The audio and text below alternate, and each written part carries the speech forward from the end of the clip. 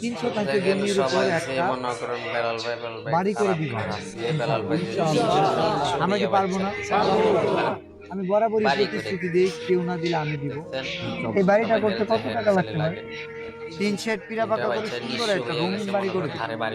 যেহেতু ওরা ছোট্ট বাচ্চা, ওদের বাড়ি করে দেওয়ার পরে চকিটাও কিন্তু বা খাট বা ঘরের যে বেসিক জিনিস, তো সেটাও যেহেতু কিনতে হবে, তো সেই কারণে আমি এই ঘরের বাবদ 2.5 লক্ষ টাকার প্রতিশ্রুতি দিচ্ছি।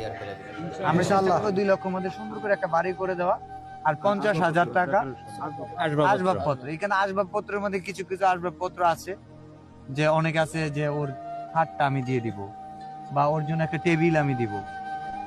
এই জিনিসগুলো আমাদের কিছু ফান্ড আসতে পারে, এন্ড প্রত্যেকটাই আমরা ওপেন সিক্রেট, আমরা সব বলে দিব যা যা আসতেছে। এন্ড আমরা 2.5 লক্ষ টাকার পরে আর কোনো ফান্ড কালেক্ট করব না। তোমাদের জন্য আমরা এটা করতে চাই, আমরা এতটুকু করতে চাই। আপনার কি খুশি? জি জি খুশি।